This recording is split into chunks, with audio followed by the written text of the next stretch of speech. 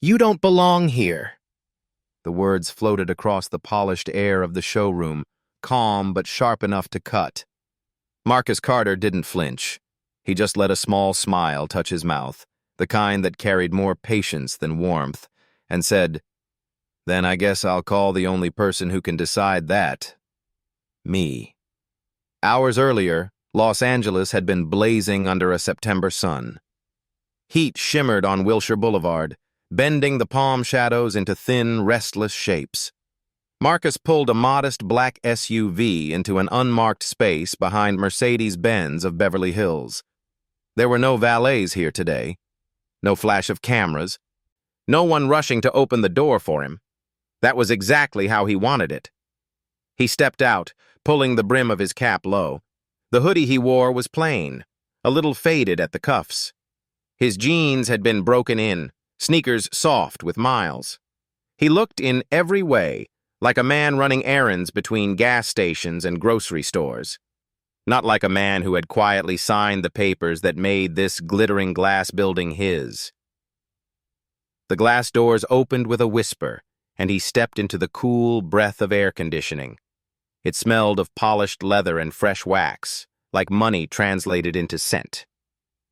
Conversations softened as he walked past, the kind of pause that isn't quite rude but isn't welcoming either. The receptionist's hands froze above her keyboard before she forced them to move again. Somewhere near the AMG lineup, two salesmen traded a glance. Marcus said nothing. He let the silence show him what it wanted to show. He moved toward the silver AMG GT in the center of the floor, its body gleaming under carefully positioned lights, as though the entire building existed to worship it. He brushed a finger along the door handle, not enough to set off alarms, just enough to feel the cold metal under his skin. "Good afternoon?" The voice came clipped, professional. Marcus turned to see her approaching, Laura Bennett, the showroom manager. She was mid-40s, hair pinned tight, blazer pressed as though it had never known a wrinkle. Her shoes struck the floor with practiced precision. She smiled, but the smile was measured, a piece of customer service as polished as the hood ornaments around them. "Welcome to Mercedes-Benz of Beverly Hills," she said. "Are you here for an appointment?" "No appointment," Marcus replied easily. "Just looking." Her gaze flicked from his cap to his sneakers and back again, quick but not careless. "Of course," she said, shifting the tablet under her arm. "Most of our vehicles require pre-qualification before test drives, but you're welcome to browse." Marcus let the words hang in the air for a beat longer than polite, then gestured toward the GT. "This one have the track package?" A pause. It was small, but he caught it. "This build includes ceramic brakes and performance exhaust," she said carefully. "Track package is available on order." He nodded, almost approving. "Nice spec." Behind her, one of the salesmen whispered something to another and quickly looked away. Laura cleared her throat. "If you'd like," she said, "I can recommend a few options that might be more accessible." Marcus turned to her slowly. "Accessible," he repeated, tasting the word. "We have a selection of certified pre-owned models," she said. "Great value, less commitment." He smiled faintly, but it didn't reach his eyes. "I like value." "Then you'll love what I can show you," she said, relief just barely touching her tone. But Marcus didn't follow. "If I wanted this GT," he asked, "how soon could you deliver it?" Her shoulders tightened. "Well, as I mentioned, we'd need to pre-qualify first. Allocation is limited." He held her gaze. "And if I'm qualified?" "Then we'd be happy to help," she said, smile growing thinner. Marcus nodded once, as though filing the answer away somewhere private. "Good to know." He stepped back, letting his eyes travel across the other cars.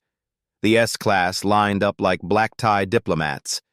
The G-Wagon crouched in the corner like a fortress on wheels. He could feel the room watching him now, a subtle hum of curiosity and judgment. Laura's voice broke the silence again, this time less soft. "Sir, if you're not here to make a serious purchase, I may have to ask you to leave. We have appointments arriving shortly." Marcus's expression didn't change. He reached into his pocket, pulled out his phone, and scrolled until he found the name he wanted. "That's fine," he said, almost kindly. "I'll just call the owner." Laura blinked, startled. "The owner doesn't take walk-ins," she said quickly. Marcus pressed the call button. "I figured you'd say that." The phone rang once. "Hey," Marcus said, turning slightly away. "I'm at Beverly Hills. Little mix-up. Come say hello." He ended the call, slid the phone back into his pocket, and met Laura's eyes. "It won't take long." The showroom seemed to hold its breath. Chris, the youngest salesman, had stopped mid-sentence with a client brochure in his hand. The receptionist was staring openly now. Even the guard near the door shifted his weight. Then, at last, the doors opened. Heat from Wilshire spilled into the cool air as a tall man in a navy suit strode in, his polished shoes ringing on the tile. "Marcus," he called, smiling broadly as he crossed the floor. "Good to see you, boss." Every head turned. Laura's clipboard slid from her hands and hit the floor with a sound that seemed to echo in the sudden quiet. Marcus smiled for real this time. "Shall we talk?" he said gently. And the entire room waited to see what would happen next. For a long moment, the dealership was a photograph. Silent, suspended, everyone caught mid-breath. Laura stood where she was, clipboard at her feet, unable to decide whether to pick it up or hide it. The man in the suit clasped Marcus's hand firmly. "Good to see you, boss," he said again, this time loud enough for the entire floor to hear. Marcus's handshake was steady, his eyes still on Laura. "Thanks for coming so quickly, David." "Of course." David Rosen, regional director for Mercedes-Benz, turned toward the staff who had frozen in place. His friendly expression had cooled into something more formal, the kind that made employees suddenly straighten in their chairs. Laura opened her mouth, the apology half-formed. "Mr. Carter, I didn't—" Marcus raised a hand, silencing her without a word. "Not here," he said quietly. He turned toward the staff. "Let's move upstairs. All of us." No one argued. Chairs scraped, murmurs started and stopped, and soon the showroom was nearly empty. Laura followed last, her steps slow, as though she were walking into a courtroom. The conference room upstairs had glass walls that usually made it feel open, but today they felt like they were closing in. Everyone took a seat without being told. David stood near the door, arms crossed, watching. Marcus remained standing at the head of the table. He didn't need to raise his voice. The silence was thick enough to carry every word. "When I bought this dealership," he began, "I wanted to see what it felt like to be just another customer. No headlines, no suits, no introductions. Just a man walking in off the street." He paused, letting his gaze travel across each face. And what I saw was disappointing. Laura felt the word land in her stomach like a stone. Marcus continued, his tone measured. Not angry, but unflinching. "This is not just about me. This is about the culture of this place. If the person who owns this building can walk in and be treated like he doesn't belong here, what does that say about how we treat everyone else?" No one spoke. Chris stared at his hands. The receptionist kept her eyes fixed on the table. Marcus turned toward Laura, and the room seemed to tilt. "How long have you been with this dealership?" 7 years, she said, her voice quieter than she meant it to be. 7 years, Marcus repeated slowly. "That means you know better than anyone how we're supposed to treat people. And yesterday, you made a choice. Laura's throat tightened. "I misjudged you," she said. "You did," Marcus agreed. "But this isn't about punishing you. It's about deciding what kind of place this will be from now on." He looked back to the rest of the team. "Starting today, we reset. Every person who walks through those doors gets respect. No assumptions, no shortcuts. If you can't give someone dignity, you don't belong on this floor." The words hung in the air like a verdict. Marcus let the silence stretch until it was almost unbearable. Then he straightened, his voice softer but sharper. "If anyone here has a problem with that, speak now."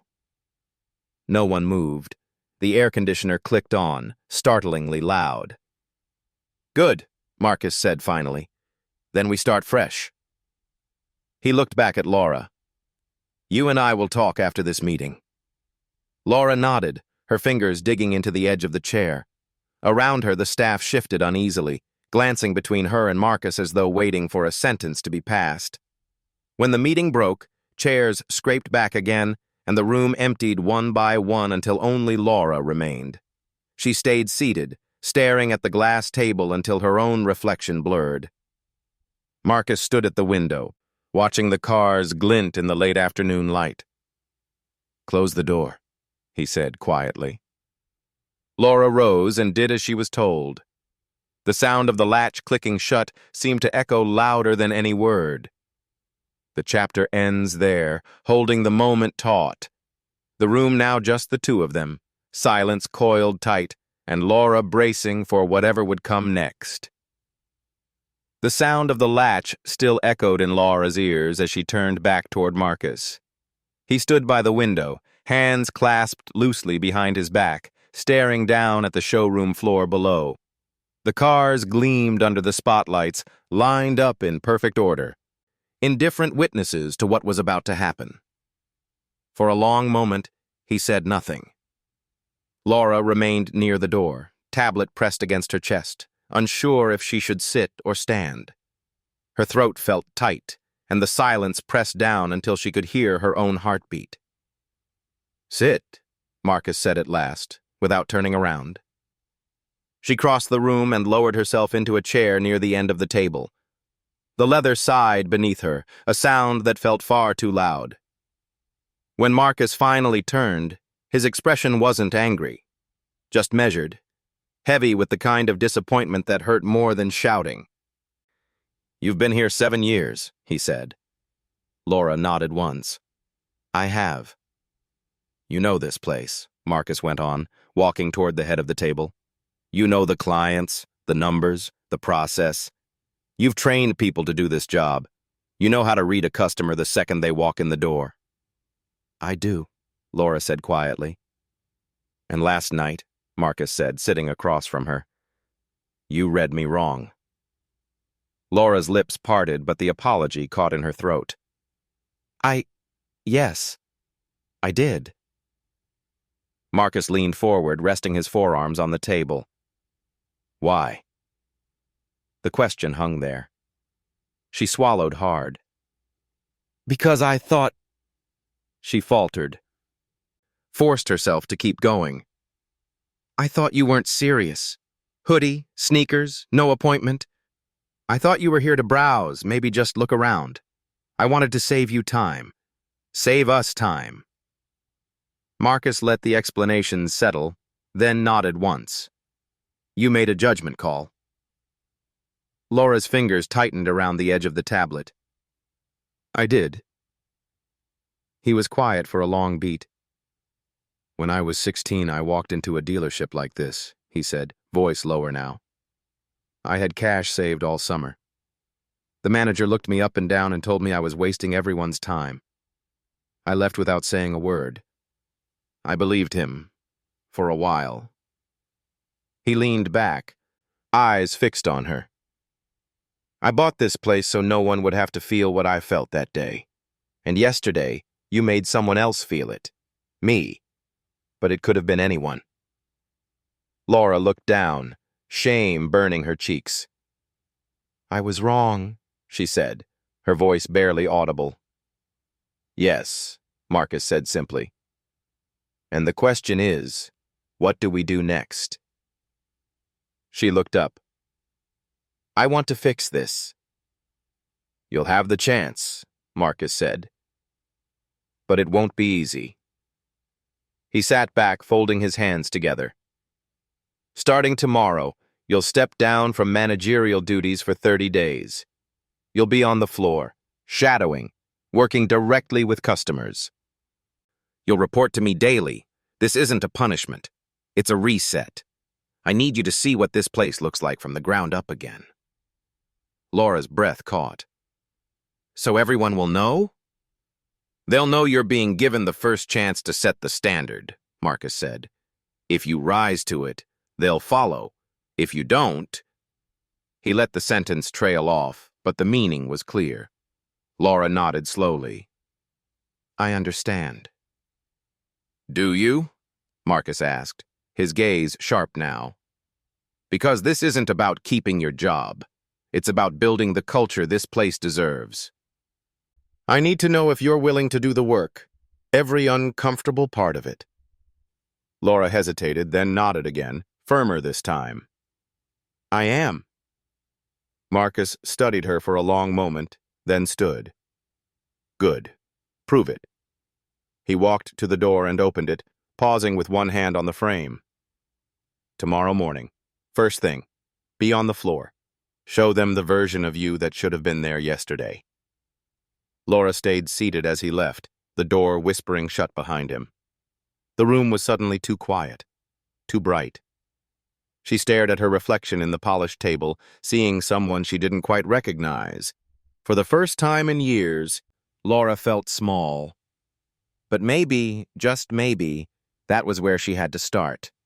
The chapter ends there, holding her in that stillness, the night pressing against the glass outside, and the question hanging unspoken. When the sun came up tomorrow, would she be ready? The morning light on Wilshire Boulevard was merciless, washing the dealership in a brilliance that made everything feel exposed. The glass walls, the gleaming hoods, and Laura Bennett herself. She arrived early, blazer pressed, hair neat, heart hammering like she was a rookie on her first day. Her desk felt smaller without the manager's clipboard. In its place was the schedule Marcus had given her. Floor rotation, shadow shifts, training modules. The title she had once worn like armor had been stripped down to something humbler. By 9 o'clock, the first customers had begun to arrive. Laura forced herself to stand near the entrance, to meet every glance, every uncertain step. Chris passed her with a nod, polite but different, as though waiting to see if she would pass this test. The first visitor was a young man in a hoodie, earbuds dangling, his shoes scuffed, curiosity wide in his eyes as he drifted toward the C-class row. Old instincts itched, the reflex to wave him toward the brochure rack and move on. But Laura caught them, held them still. Good morning, she said, stepping forward. Looking at sedans today? The young man hesitated, then nodded. Just wanted to see them up close. Take your time, Laura said. If you want, I can open one for you. Surprise flickered across his face, then a small grin. Yeah, that'd be cool. She unlocked the door and stepped back, letting him slide into the driver's seat. For 10 minutes they stood together, talking about engines and monthly payments and which trim had the best sound system. When he left, he thanked her twice. Across the floor, Marcus was standing by the AMG GT again, hands in his pockets, expression unreadable. But as their eyes met, he gave the smallest nod. Laura felt a rush of air in her chest, like someone had loosened a knot. The next test came before she could breathe too long. A man in a tailored jacket strode in, voice already sharp. Where's my service advisor? I've been waiting 2 days for a call back. Chris started toward him, but Laura moved first. Let's look up your file, she said calmly. It took 15 minutes of calls and checking notes to resolve the complaint, but by the end, the man's voice had softened. Thanks for sorting this out, he said. I appreciate it.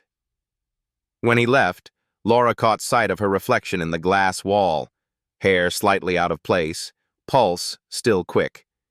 But something had shifted. For the first time since yesterday, she felt like she was building instead of repairing. As the afternoon wore on, customers came and went.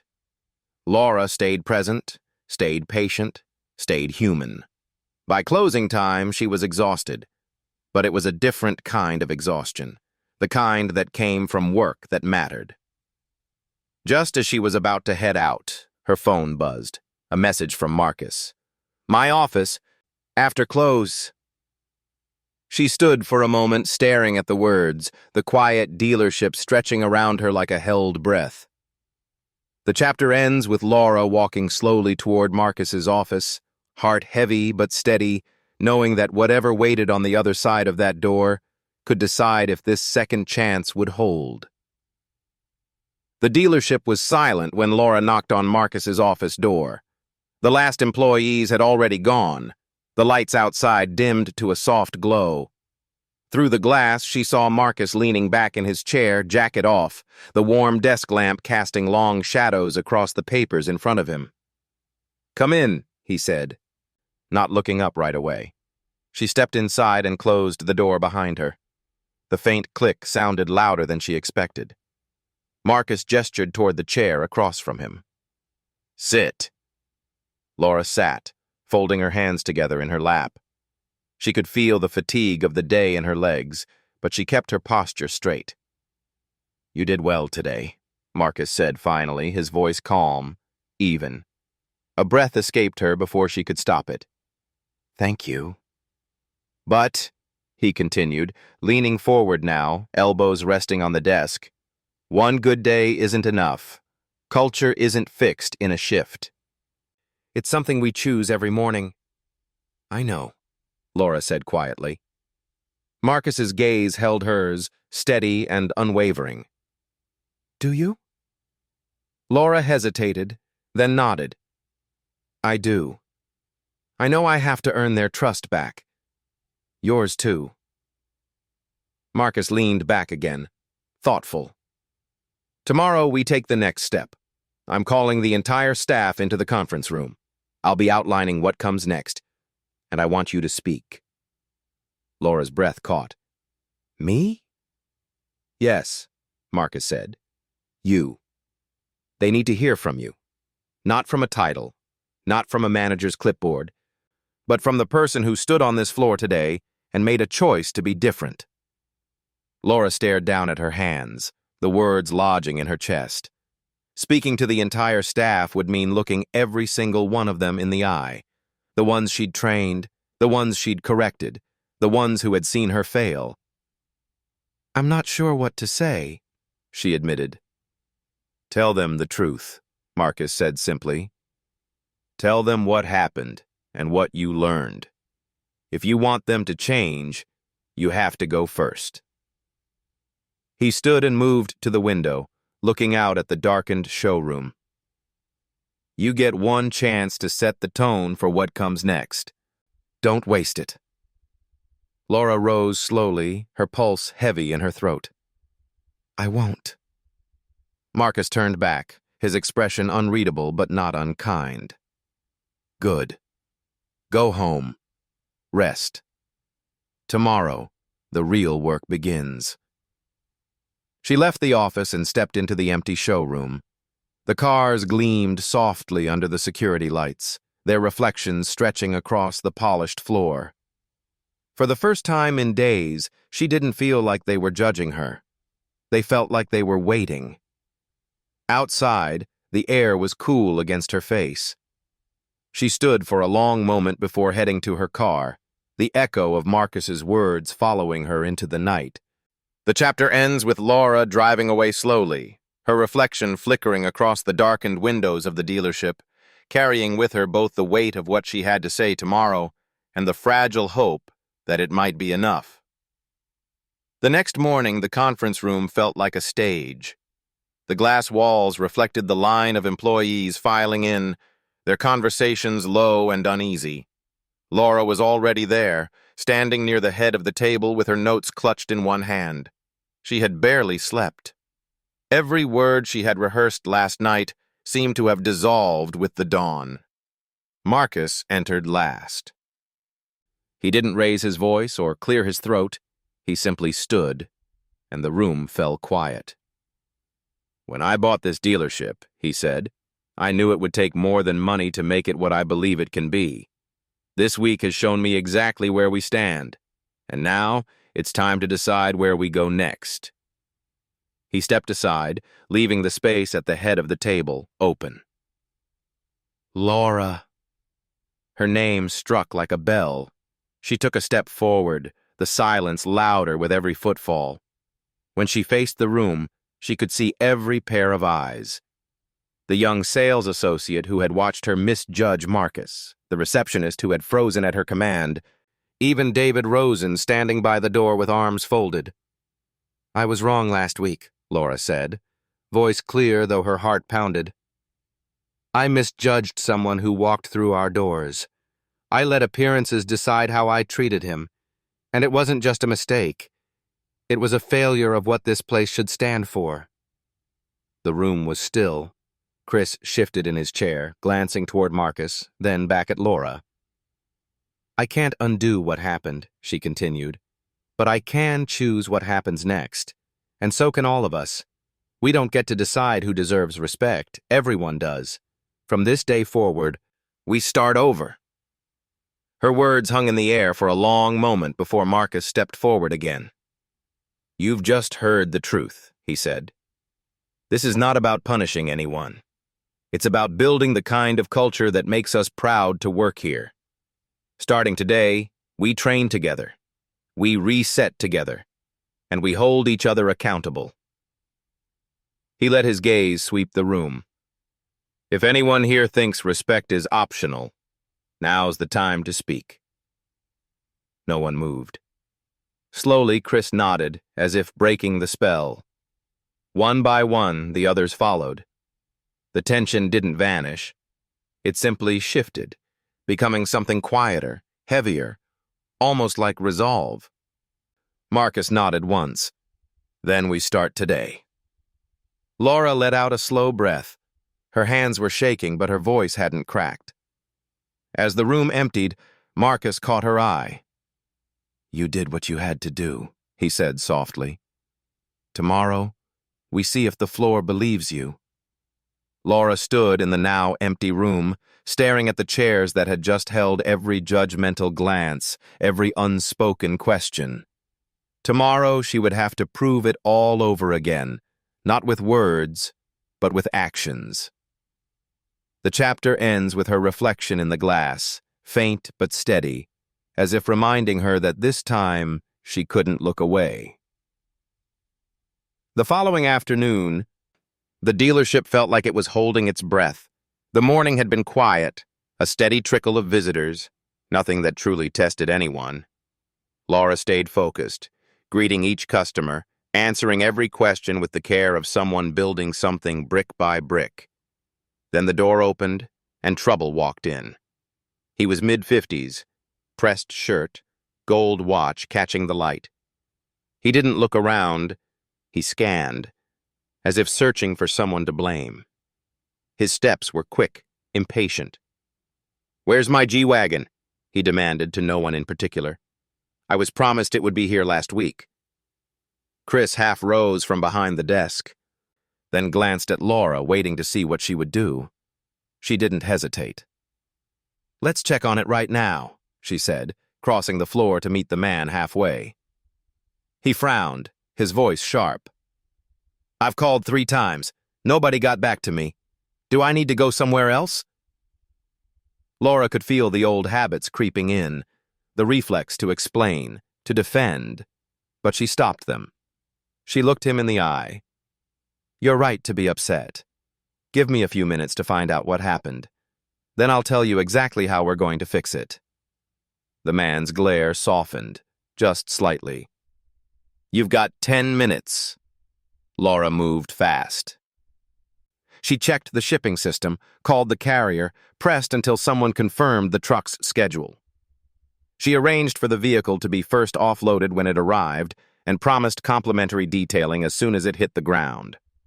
9 minutes later, she was back on the floor.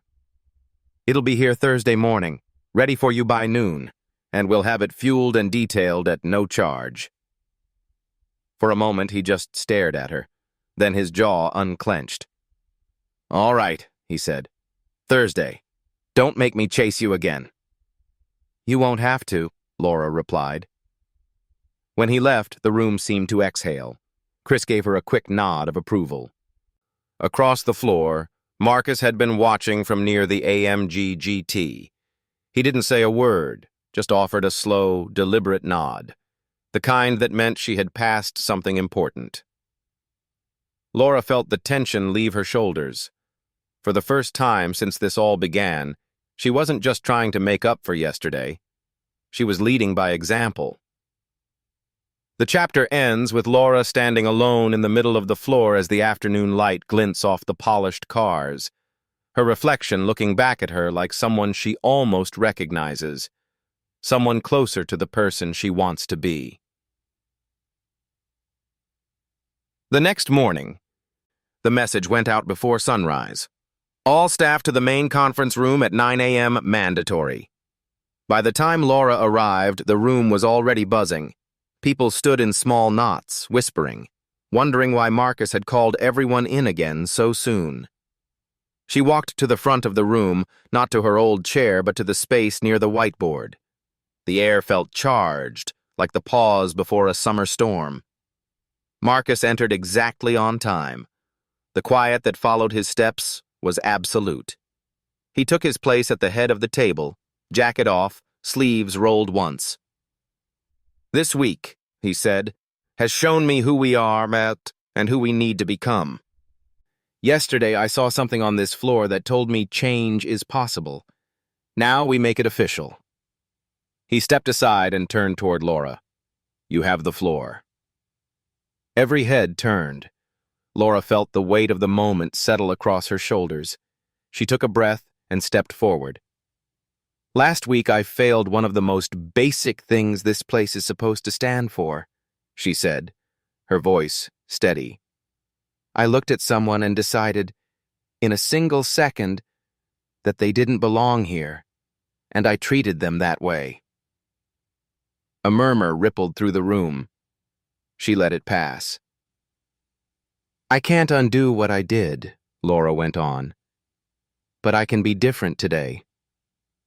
"And so can we. If we are going to be the best dealership in this city, then we can't just sell the best cars. We have to be the place where every person who walks through that door feels like they belong here, no matter what they're wearing, no matter what we think we know about them." She let her eyes travel across the room, meeting each gaze. "This starts with me. I'll take every training first, lead the next ones, and answer for how I treat people every single day. I'm asking the rest of you to do the same." The room was so quiet that even the hum of the projector seemed loud. Chris shifted in his chair, then nodded slightly, as if giving permission for the silence to break. One by one, others nodded too. Marcus stepped forward again. "Good," he said. "Then we start today. Respect isn't a policy. It's who we are. And if we can't live up to that, we don't deserve to be here." He let that last line settle until it felt carved into the glass walls. As the meeting broke up, Marcus caught Laura's eye. "Stay," he said softly. When the room had emptied, he walked to the window and looked down at the showroom floor below. "Tomorrow," he said, "you'll have your biggest test yet. A client is coming in. A very public client. Everyone will be watching how you handle it." Laura felt her stomach tighten, but she nodded. "I'll be ready."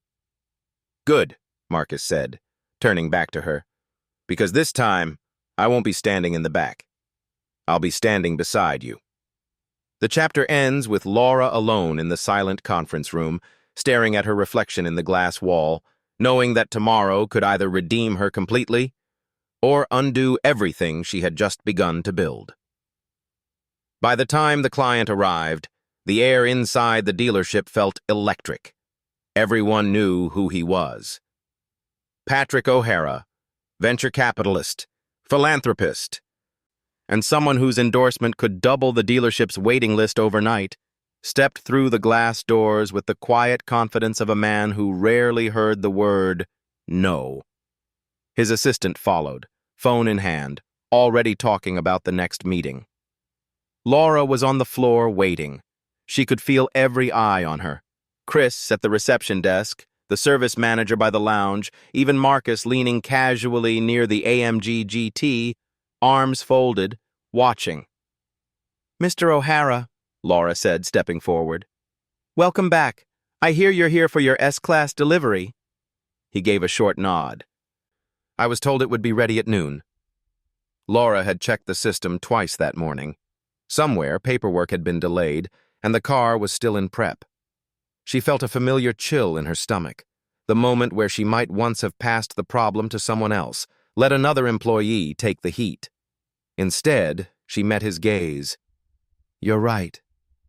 We missed the timeline. That's on us. If you can give me 15 minutes, I'll have your car detailed, fueled, and ready. If I can't, I'll deliver it to your home personally tonight." For a moment, O'Hara just studied her, unreadable. The room was so quiet Laura could hear the faint hum of the air conditioning. "You have 15 minutes, he said finally. Laura moved fast. She called down to the prep bay, pressed for priority, and then went herself, jacket off, sleeves rolled, to help the crew vacuum and wipe down the interior. Sweat dotted her temples, but she didn't stop. When the car was finished, she drove it up the ramp herself, parking it in front of the showroom. "Mr. O'Hara," she said, catching her breath, "your car." He walked around it once, running a finger along the fender, checking every detail. Then he looked back at her. "You did this yourself?" "Yes," Laura said simply. "I promised it would be ready. I wanted to keep that promise." For a long moment, O'Hara said nothing. Then he smiled. Not wide, but real. "That's rare," he said. "Send me the final paperwork. And next time I need a car, I'm coming straight to you." He got in, started the engine, and drove off. The room exhaled as though they'd been holding their breath. Chris grinned. That was incredible. Laura turned and found Marcus watching her. He didn't speak right away, just nodded once. The kind of nod that meant the test had been passed. "Tomorrow morning," he said quietly, "you lead the next session. Everyone needs to hear what just happened." Laura nodded, heart still pounding. She felt the knot of shame that had been lodged in her chest for days finally loosen. For the first time since this all began, she felt light, not because the work was over, but because she knew she could do it. The chapter ends with Laura standing in the middle of the floor, hair still slightly damp from the prep bay, the last light of the afternoon glinting off the hood of the S-Class like a benediction. The next morning, the conference room was full again, but this time the energy was different. No hushed whispers, no glances over shoulders. The staff sat straighter, expectant, as if waiting for something they already knew was coming. Laura stood at the front of the room, jacket neatly pressed, but her voice held none of the stiffness it once had. "Yesterday," she began, "we were tested.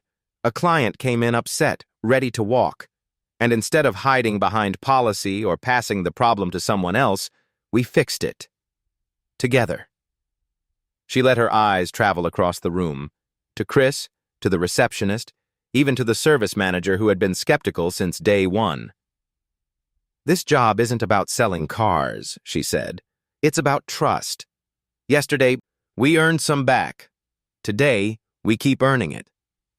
The room was quiet for a moment. Then someone started to clap. It was hesitant at first, then louder, until the entire team was on their feet.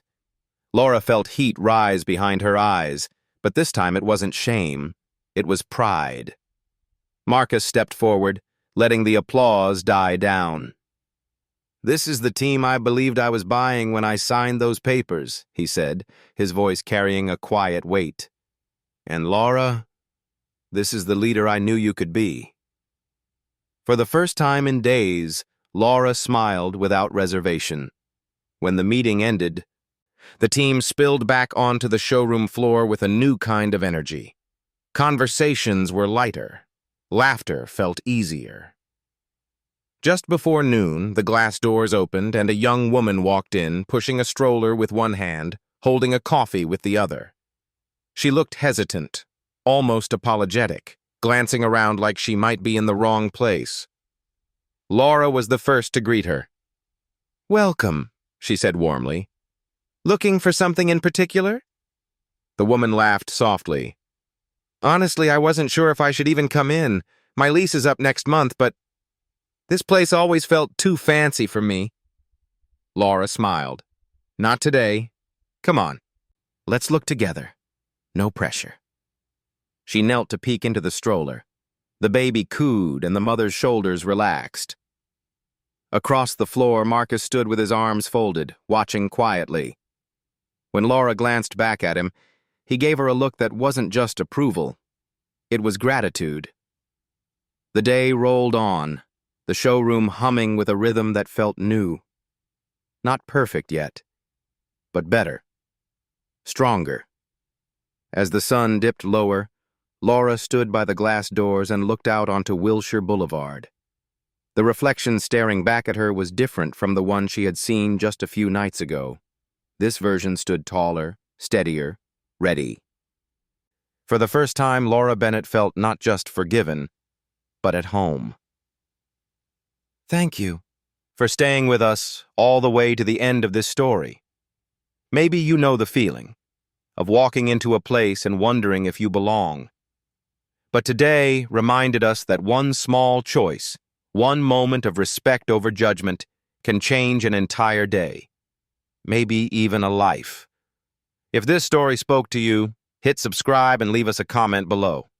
Let's keep building a place here on this channel where every person feels they have a seat at the table.